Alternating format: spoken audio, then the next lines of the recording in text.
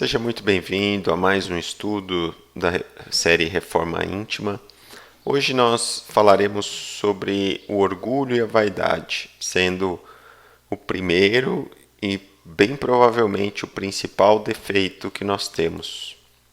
É importante a gente compreender um pouco mais detalhado as características de cada um desses para que possamos identificar em nós esses comportamentos. Então, inicialmente falaremos do orgulho. O orgulho é quando temos o amor próprio, que é importante termos, porém com excesso, muito acentuado.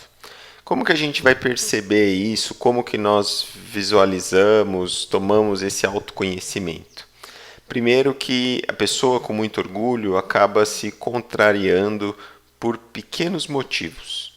Então, muitas vezes ao longo do dia, a pessoa é contrariada, é estressada, não aceita, reage explosivamente. Sempre que alguém fizer a menor crítica em relação ao seu comportamento, qualquer observação ela não aceita. Normalmente busca ser o centro das atenções e as suas ideias a pessoa quer que sempre prevaleça. Não aceita a possibilidade de erros próprios, né? Sempre que acontece alguma coisa errada, a pessoa distribui erros para os outros, jamais aceitando um fracasso, um erro, algo que poderia ter feito diferente. Tudo isso faz parte do orgulho que nós carregamos. Menospreza a ideia dos outros, então, como nós falamos anteriormente, ela quer que prevaleça sempre as suas ideias e quando alguém dá uma ideia, sugere alguma coisa, ela é sempre menosprezada. Agora, a pessoa orgulhosa, ao ser elogiada, ela se enche de satisfação, né? Reafirmando a sua grande importância pessoal. Normalmente, o orgulhoso preocupa-se muito com a sua aparência exterior, todos os seus gestos são estudados, é dado um valor muito grande à sua posição social e ao prestígio social, embora pode a pessoa não ter nenhuma condição, né, mas ela busca demonstrar e conta coisas como se fosse uma pessoa rica, com grande prestígio, famosa, em alguma área que atua. Ela acha que a família e os amigos sempre devem estar girando em torno de si, então sempre os outros que têm que ajustar suas agendas, a sua vida, construir em torno dela mesma. E também não admite se humilhar, é claro, né, diante de ninguém. E ela acha que a humildade é sempre uma fraqueza, a falta de personalidade. E é muito comum também encontrarmos o uso da ironia e do deboche pelo orgulhoso quando tem uma situação de briga, de discussão, a pessoa sempre usa da ironia e do deboche para ofender, para ferir o outro. Então, quando a gente olha aqui esses exemplos, né, a gente pode reconhecer nossos comportamentos em alguns deles, né? E é importante saber que isso é um sinal de orgulho. Comentar um pouco aqui também que quando a gente falou lá no Sermão da Montanha sobre a primeira bem-aventurança, os pobres de espírito, né, os simples, os humildes, o orgulho ele é o grande empecilho, como nós falamos anteriormente nos comportamentos, para que a pessoa consiga identificar pontos de fraqueza e necessidades de melhoria, né? Então, o orgulho forma uma barreira que é difícil nós conseguirmos penetrar no nosso íntimo para tanto identificar como querer a mudança, né?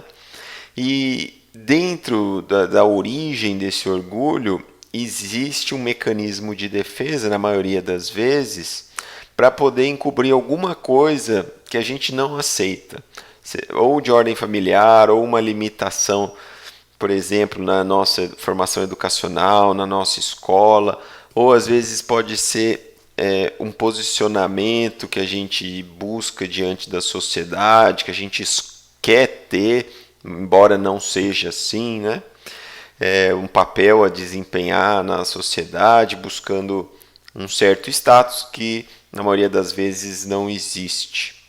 E isso tudo é uma ilusão, né? É uma atmosfera ilusória desse destaque social ou intelectual, e é um dos grandes empecilhos, ou o maior empecilho na nossa busca pela reforma íntima. Então esse costuma ser, junto com a vaidade, um dos maiores pontos de trabalho necessário.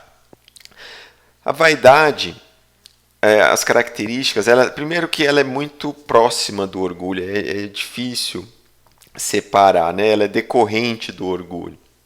E aqui são alguns comportamentos comumente apresentados na vaidade. Então, a apresentação ela é exuberante. Então, por exemplo, no vestir, adornos, né? Então, além da roupa, pode ser maquiagem, brinco, no caso das mulheres, o homem, colares, pulseiras, sapatos, os gestos, o falar muito, né? Querer estar sempre no centro das atenções. O vaidoso busca evidenciar as suas qualidades intelectuais, mesmo que não as tenha.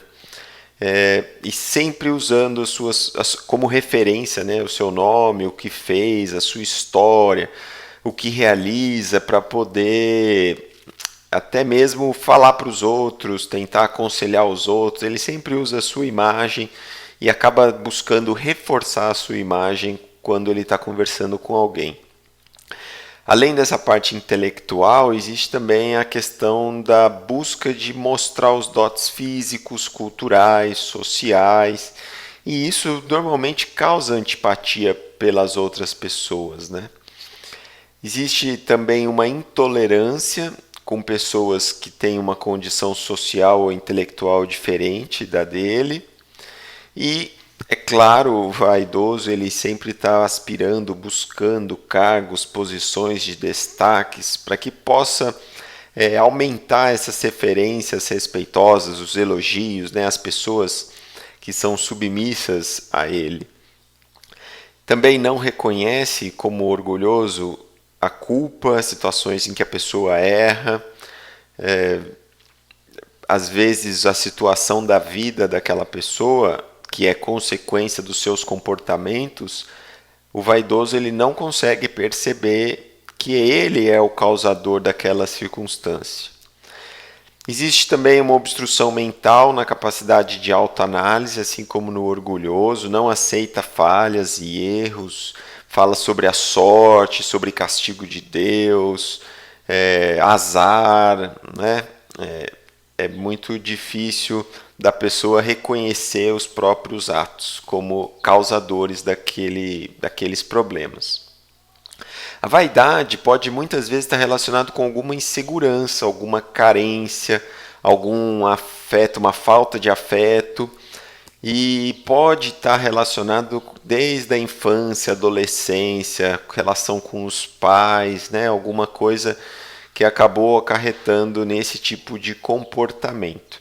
Como eu falei no início, é claro que em algum nível a gente tem um pouco de orgulho e vaidade, e quanto mais nós tivermos, isso funciona para todos os defeitos, mais sofrimento nós teremos na nossa vida. Então, por exemplo, aquele que é mais orgulhoso, ele vai ter muitas situações no dia a dia que vão trazer ira, raiva, que ele vai se sentir humilhado, o vaidoso da mesma forma, e isso traz muitos sofrimentos para nós, além de nos impedir de conseguir buscar uma autorreflexão, um autoconhecimento que é fundamental nas nossas vidas. Mas o excesso desses defeitos, né, o desequilíbrio desses defeitos, e que na maioria das vezes nós temos no nosso ser, causam os grandes problemas. Pode trazer bloqueios de sentimento, pode trazer um caráter insensível, como por exemplo atitudes frias, grosseiras, e que não são boas para a nossa evolução espiritual, para o nosso crescimento pessoal, né?